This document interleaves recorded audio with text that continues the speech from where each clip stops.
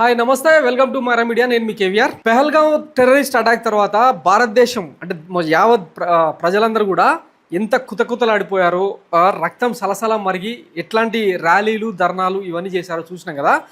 ఇక ప్రతిసారి ఈ టెర్రరిస్ట్ దాడులు జరగడం, నేతలు ఇక ఏదో పిచ్చికూతలు కూయడం, అంతు చూస్తాం, టెర్రరిజాన్ని అంతం చేస్తామని చెప్పి మాటలు మాట్లాడడం, సంతాప తీర్మానాలు, ఇక సర్జికల్ స్ట్రైక్స్ పేరుతో డ్రామాలు, ఇవన్నీ విని విని విని విసిగి వేసారిపోయింది దేశం.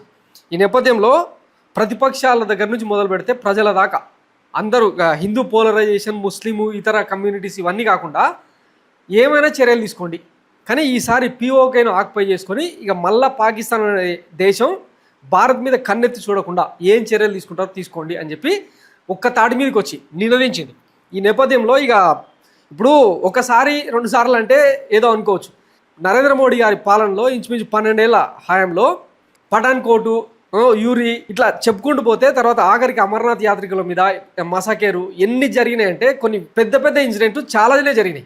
దేశ చరిత్రలోనే 70 ఏళ్ల స్వతంత్ర భారతంలోనే అత్యంత సుస్థిర ప్రభుత్వాన్ని కాంగ్రెసేతర ప్రభుత్వాల్లో నరేంద్ర మోడీ చేతిలో పెట్టింది భారతదేశం. ఇప్పటికీ హ్యాట్రిక్ విజయాలు అన్నీ చేయగలిగే స్థితిలో ఉండి కూడా ప్రతిసారి ఓటు కోణంలో, నోటు కోణంలో, రాజకీయాల కోణంలో, రాష్ట్రాలలో కబ్జా చేసే కోణంలో వాళ్ళ రాజకీయాలు చూస్తూనే ఉన్నాం కదా. ఇప్పుడు ఇంకా అవన్నీ నడవవు సార్ అని చెప్పి దేశం నినదించడంతో నిన్న ఇక ప్రధానమంత్రి నరేంద్ర మోడీ ఒక high level committee, Ajit Doval and హోంమంత్రి అమిత్ షా నేతృత్వంలో నిర్వహించిన ఒక కమిటీలో చాలా సీరియస్ ఇండికేషన్స్ ఇచ్చారనమాట. మీరు ఏం చేస్తారో చేయండి, ఆర్మీకి, నేవీ, ఏవియేషన్ అండ్ ఆర్మీకి, భూమి మీద పనిచేసే ఆర్మీకి, 3 రంగాలకు మీ ఇష్టం వచ్చింది చేయండి, బట్ ఈసారి తీసుకునే చర్యలు మాత్రం చాలా కఠినంగా, చాలా తీవ్రంగా ఉండాలి. పాకిస్తాన్ మళ్ళీ మన వైపు కన్నెత్తి చూడదని చెప్పి ఒక సీరియస్ ఇండికేషన్ ఇచ్చిండ్రు. మంచి అప్రిషియేషనే, ఇది మంచి ఇండికేషనే. చూద్దాం ఏం జరుగుతున్నది. సైన్యానికి పూర్తి స్వేచ్ఛ, ప్రధాని నరేంద్ర మోడీ సంచలన నిర్ణయం. పహల్గాంకు త్వరలో ధీటైన జవాబు, ఎప్పుడు ఎక్కడ ఎలాగన్నది మీ ఇష్టం. బలగాల సామర్థ్యంపై పూర్తి విశ్వాసం ఉంది, ఉగ్రవాదాన్ని అంతం చేసి తీరాల్సిందే, దేశమంతా అదే కోరుతుందన్న ప్రధాని. సిడిఎస్ త్రివిధ దళాధిపతులతో భేటీ, పాల్గొన్న రాజ్నాథ్.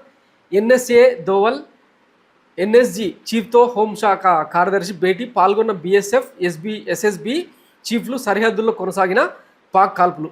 ఉగ్రవాదంపై పోరాటంలో జవాన్లు పూర్తి స్వేచ్ఛగా వ్యవహరించవచ్చు, సొంతంగా నిర్ణయాలు తీసుకోవచ్చు. ఉగ్రముష్కరులకు, వారి సూత్రధారులకు చెప్పబోయే గుణపాఠం దాయాది జన్మలో మర్చిపోలేని రీతిలో ఉండాలని చెప్పి ఇక చాలా సీరియస్ వార్నింగ్ ఇచ్చిండట.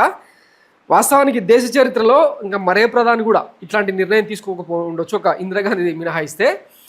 ఎందుకంటే అప్పట్లో 1971 యుద్ధం తర్వాత 93,000 మంది పాకిస్తాన్ సైనికులను ఖైదీలుగా బంధించిందనమాట మన అపరకాలి ఇందిరాగాంధీ. ఆ తర్వాత అట్లాంటి ప్రయోగం ఇంకెవరు చేయలేదు. కనీసం ఇప్పుడు మోడీ గారి నుంచి అట్లాంటి చర్యలు ఏమైనా ఉంటాయేమో అన్నది దేశం ఆసక్తిగా చూస్తుందన్నమాట.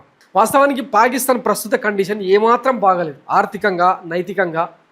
ఏదో పిచ్చికూతలు కూస్తూ ఉన్నారు ఏమంటారు ఆర్మీ ఆఫీసర్లు, తర్వాత ఇతర రాజకీయ నాయకులు. కానీ వాళ్ళ దగ్గర ఇప్పుడు అంత స్టఫ్ లేదు. సరిగ్గా 1 నెల రోజులు తిండి గింజలు కనుక బంద్ అయితే, చెప్పినా కదా చాలాసార్లు, గోధుమ పిండికి, ఆలుగడ్డలకు, ఇతర తిండి వస్తువులకు కటకట ఆడుతూ ఉంది పాకిస్తాన్.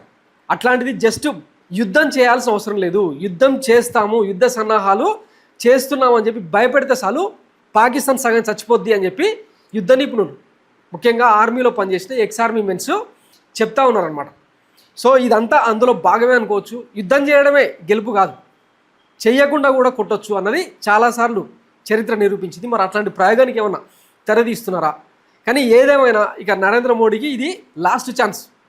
ఆయన కూడా అన్నాడు కదా, ఇంకా టైం లేదు, ఖచ్చితంగా గోల్ పెద్దదే ఉండాలి, గట్టిగానే కొట్టాలి అని చెప్పి ఆయన కూడా మాట్లాడిన నేపథ్యంలో ఇక పదే ఇట్లాంటి చిల్లర కథలు ఇవన్నీ చేస్తామంటే దేశం మళ్ళొకసారి నమ్మే పరిస్థితుల్లో లేదు. ఎందుకంటే ఈ ముష్కరమూక ఏ రూపంలో ఉన్నా ఖచ్చితంగా కత్తెర వేయాల్సిందే, వాళ్ళను అంతం చేయాల్సిందే, మట్టిలో కలిపేయాల్సిందే, అందులో ఏ డౌట్ లేదు. మరి ఈసారి తీసుకునే చర్యలు ఎట్లా ఉంటాయన్నది చూద్దాం. ఇప్పటికే ఐఎన్ఎస్ విక్రాంత్తో సహా భారత్కు సంబంధించిన అన్ని యుద్ధ రంగాలన్నీ, యుద్ధ సైనిక సామాగ్రి అంతా కూడా మోహరించి ఇక తీవ్రమైన ఏర్పాట్లు చేస్తూ ఉన్నారు.